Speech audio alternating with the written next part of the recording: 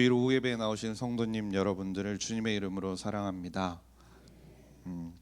한국에서 유행하는 빨리빨리 문화에 대해서 들어보신 적 있으신지요? 네, 이 문화의 장점으로 우리가 유용하게 누리고 있는 것들이 있는데 그것이 무엇이냐면 새벽 배송, 직진 배송, 총알 배송, 당일 배송 등입니다.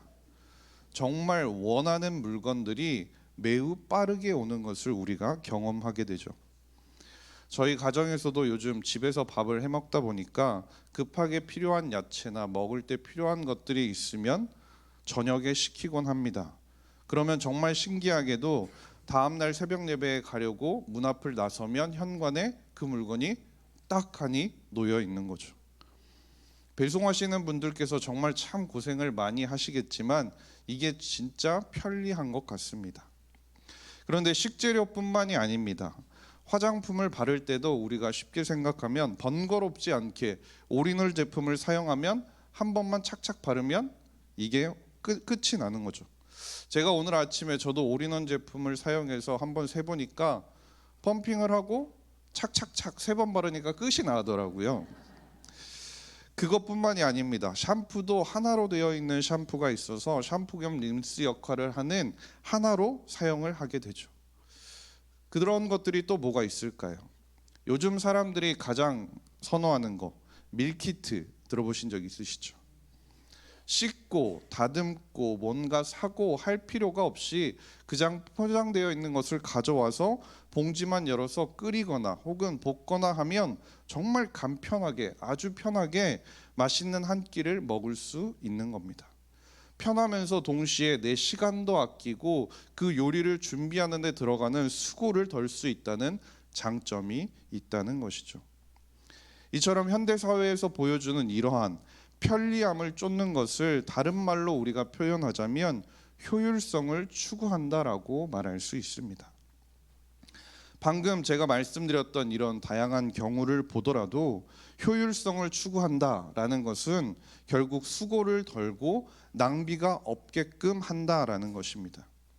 효율적이라는 것은 결과를 얻기 위해서 들어가는 노력을 최대한으로 줄여서 똑같은 결과에 적은 노력을 통해서 그 만족감을 얻게 된다라는 것을 말하죠. 반대로 생각하면 이만큼의 노력이 들어갔으면 내가 이만큼의 수고로움을 했으면 그만큼의 결과가 따라와야 한다라는 것이 바로 이 효율성이라는 겁니다. 정말 열심히 밤을 새서 공부를 했으면 학생들이 무엇을 기대하게 되죠? 100점 맞기를 기대한다라는 것과 똑같은 겁니다. 그럼 오늘 본문에서 예수님께서는 이러한 모습에 대해서 어떻게 말씀하시는지 한번 살펴보기를 원하는데요. 오늘 본문인 말씀 앞부분만을 다시 한번 살펴보겠습니다. 마태복음 5장 41절 앞부분 노란색으로 표시된 부분이 있는데요. 노란색으로 표시된 부분만 함께 읽도록 하겠습니다. 시작. 너로 억지로 오리를 가게 하거든. 네, 여기서 오리라는 것은 약 2km 정도 되는 거리입니다. 교회를 기준으로 네이버 지도로 검색을 해보니까 태릉 입구역 혹은 광운대역 정도가 딱 2km 정도 되는 거리였습니다. 도보로 계산을 해보면 30분 정도 걸리는 거리입니다. 만약에 이 정도의 거리를 나의 건강을 생각하는 운동을 위해서 한다고 한다면 충분히 걸을 만한 거리인 것 같습니다. 그렇지만 만약에 이 거리를 강제로 가야 한다라고 우리가 생각을 해보면요, 그 느낌이 다를 수밖에 없다라는 것이죠. 내가 원하지도 않는 상황에서 그 오리를 억지로 가면 갈 때는 같이 갈 수 있지만 갔으면 어떻게 해야 되는 거죠? 그렇죠. 다시 돌아와야 되는 겁니다. 억지로 오리를 같이 가졌는데 돌아올 때는 심지어 저 혼자 그 거리를 다시 와야 한다라는 겁니다. 그럼 그 억지로 나에게 부탁한 상대방을 위해서 나는 총 몇 리를 걸어야 하는 걸까요? 네, 뒤에 뭔가 있었는데요. 네, 답이 먼저 나온 것 같습니다. 즉 10리죠. 오리 더하기 오리 하니까 10리를 걸어야 되는 겁니다. 시간으로는 총 1시간을 수고해야 한다라는 것이죠. 제가 원하지도 않는 일인데 말입니다. 한 시간을 시간으로 계산해 보면 우리가 할 수 있는 일들이, 다른 일들이 얼마나 많이 있습니까? 효율성을 생각하고 효율적으로 그 시간 안에 무언가를 한다고 생각하면 딱히 그만큼의 가치가 나오지 않는 일이 오늘 본문에서 말씀하고 있는 오리를 같이 가는 것입니다. 그러니 만약에 우리가 그 상황이 되면 어떤 생각이 들 것 같으십니까? 굳이 내가 그렇게까지 해야 하나? 라는 생각이 들 수밖에 없다라는 것이죠. 그런데 이러한 느낌은 저희만 느끼는 것이 아니라 당시 예수님께서 말씀하시던 유대인들도 동일하게 생각했던 것들입니다. 예수님 당시에 일반적인 유대 사람들은 로마의 지배하에 놓여 있었습니다. 그래서 로마 군인들은 평민들에게 강제로 노역을 시킬 수 있는 그 권리가 있었다라는 것이죠. 길을 닦거나 혹은 공적인 건물을 지을 때 노동력이 필요하면 이 평민들을 강제로 차출해서 그 노동력을 사용할 수 있었습니다. 그리고 혹은 자기들의 짐을 일정한 거리만큼 옮기고 싶을 때 그 유대인들을 사용해서 유대인들에게 강제로 그 거리를 가도록 할 수 있었다라는 것이죠. 우리가 예수님께서 십자가를 지고 걸어가실 때 보았던 구레네 시몬도 마찬가지였습니다. 마가복음 15장 21절 말씀을 보면 마침 알렉산더와 루포의 아버지인 구레네 사람 시몬이 시골로부터 와서 지나가는데 그들이 그를 억지로 같이 가게 하여 예수의 십자가를 지웠다라고 말씀합니다.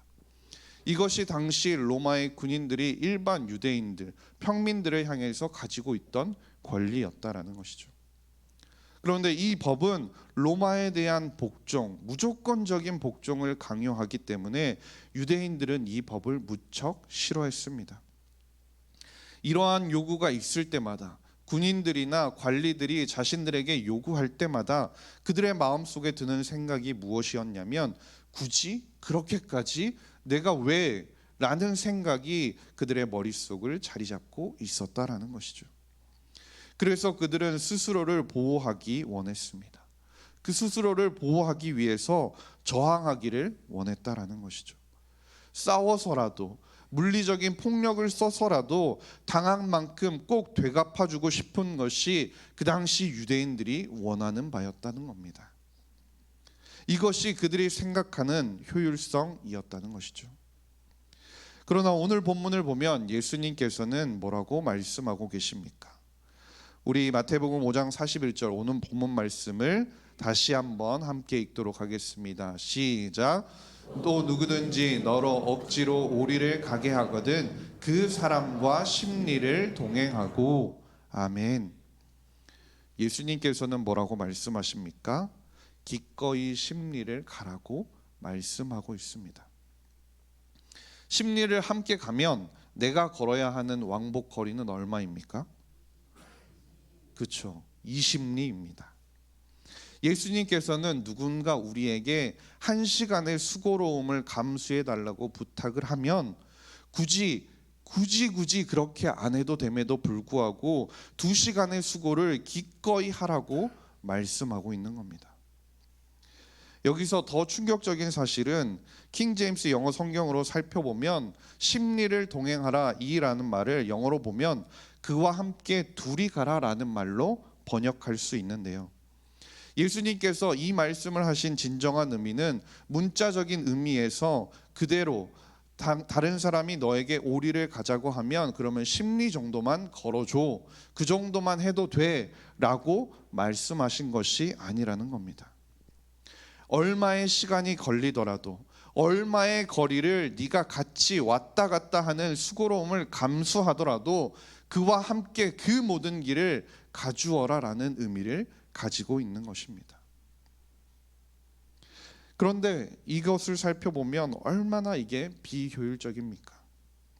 그런데 예수님은 왜 도대체 이처럼 비효율적인 방식을 우리에게 가르치고 계시는 걸까요? 예수님이 정말 그 심리를 함께 가지고 그 심리 이상을 함께 가주면 그 이상으로 내가 감당해야 할 그 왕복 거리를 예수님께서는 모르셔서 그렇게 하셨던 걸까요? 유대인들이 당시에 로마 군인들로부터 당했던 고통을 예수님께서는 모르셨기 때문에 이처럼 말씀하신 걸까요?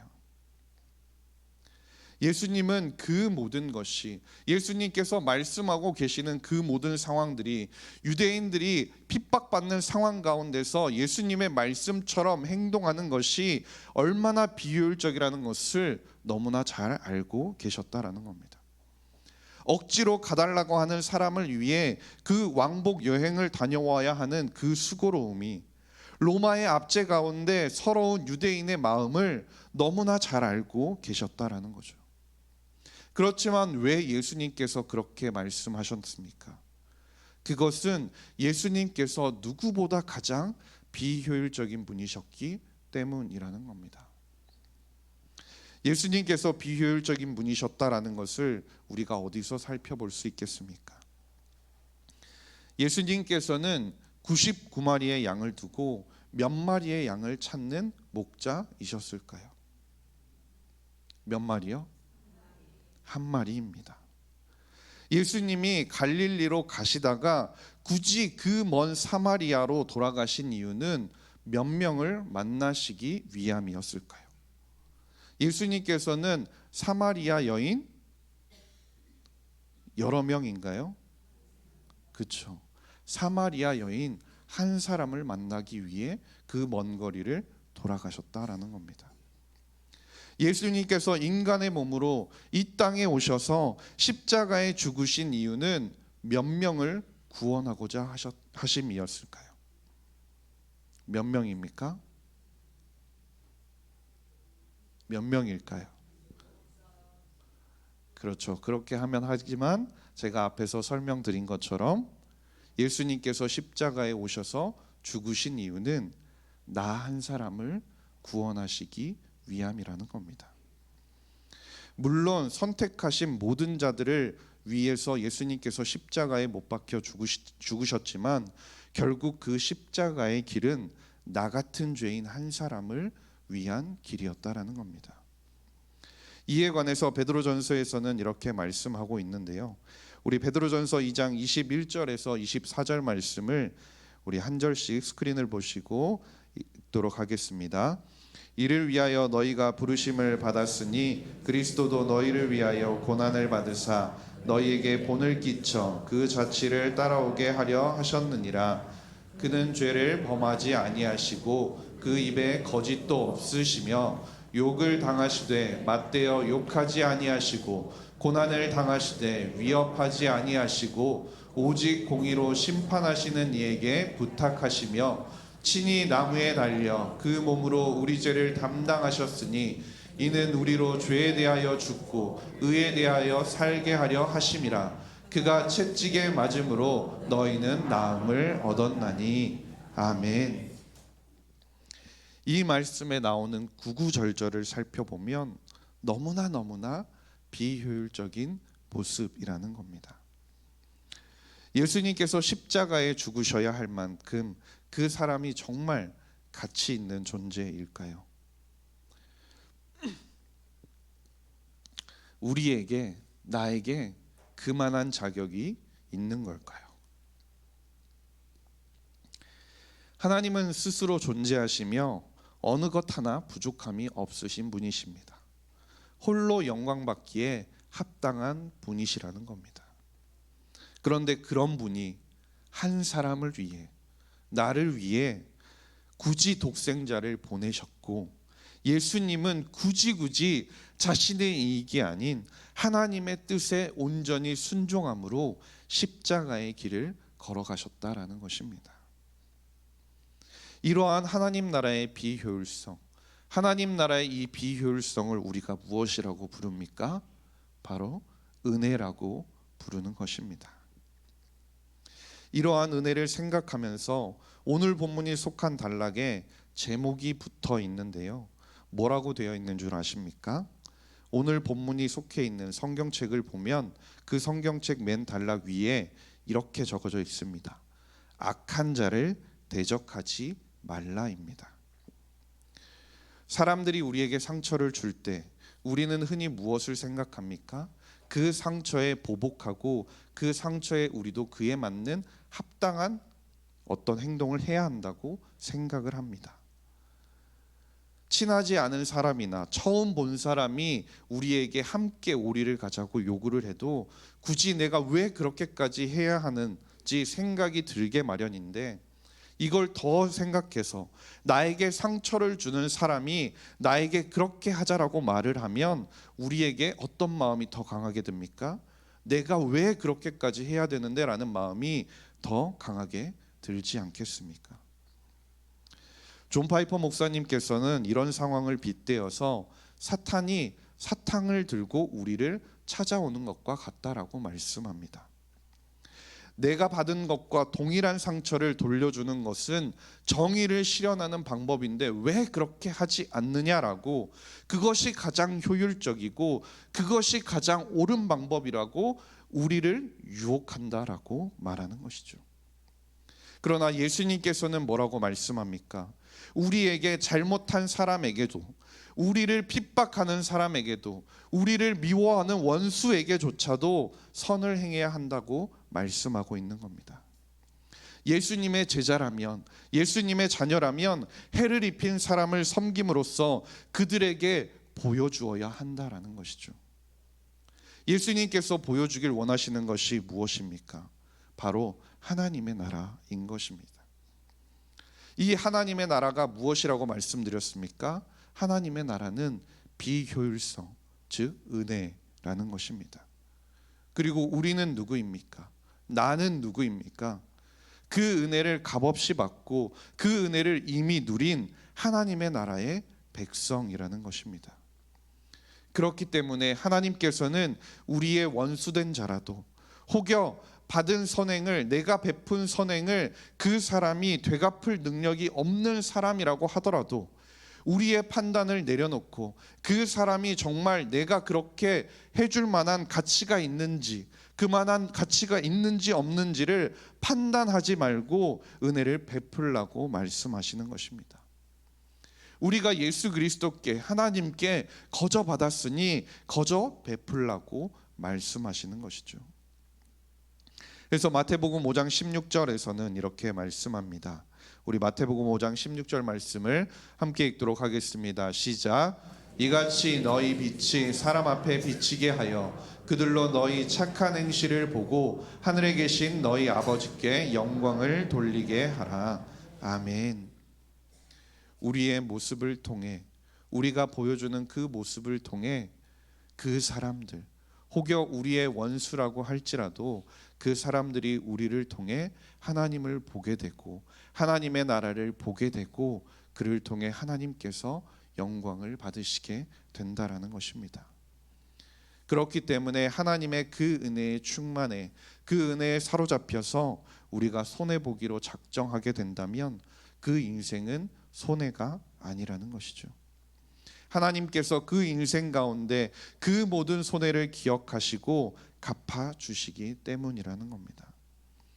작은 일에도 충성하는 손해, 보복 대신에 우리가 용서하는 손해, 되돌려 받는 것 없이도 흘려보내는 손해를 우리가 기꺼이 기쁘게 감수할 수 있는 모든 성도님들이 될 수 있기를 바랍니다. 하나님께서는 그 비효율적으로 보이는 그 손해를 통해서 그들의 삶에 하나님의 은혜를 베푸시기를 원하십니다. 그 한 사람이 하나님을 알게 되기를 원하십니다. 그리고 그 영혼이 하나님에 의해 구원받기를 원하신다라는 것입니다. 그러나 우리는 이 땅을 살아가기 때문에 마귀는 끊임없이 우리에게 와서 사탕을 들이밀게 될 것입니다. 굳이 그걸 뭐하러 하느냐고, 누가 알아주냐고, 너를 위해서 최고로 효율적인 방법이 이렇게 준비되어 있는데 그렇게 살아보라고 우리를 계속해서 흔들고 있다라는 것이죠. 이때 우리가 붙잡아야 할 말씀이 있는데요, 로마서 6장 11절 말씀입니다. 이와 같이 너희도 너희 자신을 죄에 대하여는 죽은 자요 그리스도 예수 안에서 하나님께 대하여는 살아있는 자로 여길지어다 라고 말씀합니다. 이게 무슨 뜻입니까? 우리는 죄에 대하여 죽은 존재라는 것입니다. 죽은 자는 절대 어떠한 것에도 반응하지 않습니다. 죽은 옛 자아는 더 이상 마귀의 속삭임에 아무리 달콤한 사탕을 가지고 와서 우리를 유혹한다고 해도 그것에 흔들리지 않는다라는 것이죠. 우리가 이 사실을 기억하며 매일 매순간 나를 향해서 흔들리는 나를 향해서 선포할 수 있기를 바랍니다. 예수 그리스도 안에서 산 우리는 오직 하나님의 말씀에만 반응하며 살아가야 하는 것입니다. 간절히 바라기는 이번 한 주를 살아가시면서 혹여 굳이 내가 왜 해야 하나, 굳이 내가 이 정도까지 해야 하나 라는 생각이 들 때마다 우리가 먼저 받은 하나님의 은혜를 기억할 수 있기를 바랍니다. 그리고 그 은혜가 우리에게 기억날 때마다 하나님께서는 내가 어떤 비효율성을 감당하기 원하실까, 어떤 비효율적인 방법으로 하나님의 뜻을 나타내길 원하실까, 그 은혜를 흘려보내길 원하실까라고 고민하는 삶이 될 수 있기를 간절히 소망합니다. 그래서 교회에서, 가정에서, 직장에서 온전히 주님께 드리는 그 마음으로 그 섬김의 삶을 감당하는 모든 성도님들이 될 수 있기를 주님의 이름으로 간절히 소망합니다. 우리 옆 사람을 보시고 마지막으로 이렇게 한번 인사했으면 좋겠습니다. 굳이라는 생각이 들면, 굳이라는 생각이 들면 꼭 합시다. 아멘. 우리 이 시간 함께 찬양하고 기도하기를 원하는데요, 주님 마음 내게 주셔서 함께 찬양하겠습니다.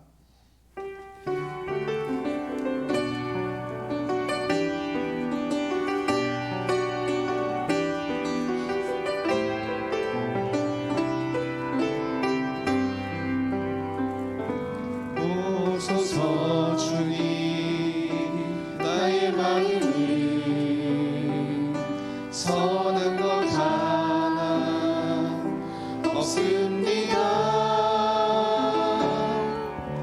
그러나 내 모든 것 주께 드립니다. 사랑으로 안으시고 날 새롭게 하소서. 오소서 주님, 나의 마음을 선한 것 하나 없습니다. 그러나 내 모든 것 주께 드립니다. 사랑으로 안으시고 날 새롭게 하소서. 주님 마음 내게 주소서. 내 아버지 주님 마음 내게 주소서. 나를 향하신 주님의 뜻이 이루어지도록 주님 마음 내게 주소서. 주님 마음 내게 주소서. 내 아버지 주님 마음 내게 주소서. 나를 향하신 주님의 뜻이 이루어지도록 주님 마음 내게 주소서. 주님 마음 내게 주소서. 내 아버지 주님 마음 내게 주소서. 나를 향하신 주님의 뜻이 이루어지도록 주님 마음 내게 주소서. 우리 이 시간 기도하기를 원하는데요, 우리가 먼저 값없이 받은 그 하나님의 은혜를 기억하며 살아가는 우리가 되게 하여 주시옵소서. 세상의 효율성을 쫓아서 살아가는 것이 아니라 하나님의 마음을 닮아 하나님께서 주시는 그 마음을 닮아 하나님 나라의 백성이자 하나님의 자녀로서 하나님 나라의 그 비효율성과 은혜를 흘려보내는 우리의 삶이 될 수 있도록 주님 붙잡아 주시옵소서. 이 시간 우리 주님의 이름 한번 부르고 함께 기도하며 나아가겠습니다. 주여, 하나님 아버지 감사합니다. 하나님께 값없이 받은 주님의 그 은혜를 우리가 기억하며 살아가는 우리가 되게 얼마나 하여 크고 넓고 깊은지 하나님 우리가 값없이 다시 깨달으며 아무것도 없이 하나님 아버지 우리가 그 받을 자격이 감사하는 우리가 하나님께서 회복되는 베풀어주셨던 그 하나님의 은혜와 말씀 그 앞에 사랑을 서게 우리가 기억하며 하나님 살아갈 은혜와 수 사랑 있도록 우리가 다시 인도하여 감사하며 주시옵소서. 우리가 그리하여서 세상의 효율성과 세상에서 보여지는 정말로 이 효과적인 방법들과 세상에서 보여지는 그 방법들을 정말 쫓아가서 사랑을 쏟아내는 따라가는 사랑하는 삶 것이 가운데 아니라 하나님 나라의 모습으로 나를 사랑하셨던 하나님의 것처럼 나라의 자녀로서 우리 또한 그 하나님 나라의 가운데서 착한 행실과 하나님 나라의 그 보일 수 있는 은혜를 자들로 하나님 살아갈 인간 수 가운데 있도록 흘려보내며 도와주시옵소서. 살아가는 우리의 삶이 될 수 있도록 굳이 도와주시옵소서. 굳이 희생해야 될 그것이 그 자리 세상 가운데 사람들이 알아듣지 굳이 않는다고 함으로써 할지라도 하나님께서 하시는 은혜와 사랑을 이 세상 가운데 밝히 보이는 않다고 할지라도 우리의 삶에서 그것이 할수 하나님의 있도록 뜻이라면 하나님 우리를 하나님께서 주님의 기뻐하시는 함께 되는 자들로 하나님의 사용하여 뜻을 이루고 주시옵소서. 하나님 나라의 하나님 백성을 우리의 매일 하나님 살아가는 나라를 동안에 땅 있어서 가운데 전하는 은혜와 일이라면 사랑도 하나님 부어주시고 정함으로 우리의 삶을 감당하는 통하여서 우리의 하나님의 그 삶이 사랑 될 수 보이는 있도록 아름다운 삶 될 수 있도록 주시옵소서. 우리의 삶을 붙들어 주시옵소서. 하나님 아버지 감사합니다. 주일 오후에 함께 나와 예배드리며 말씀을 듣게 하시니 감사드립니다. 하나님, 우리가 죄에 대하여 죽은 존재임을 기억하며 주님께 받은 은혜를 잊지 않고 살아가게 하여 주시옵소서. 세상의 관점으로 바라보았을 때 구지라는 반문이 생기는 순간이 오더라도 하나님의 시선과 하나님의 그 마음으로 은혜를 나누며 섬김의 삶을 살아가는 모든 성도님들이 되게 하여 주시옵소서. 감사드리며 모든 말씀 우리 구주 예수 그리스도의 이름으로 기도드렸습니다. 아멘.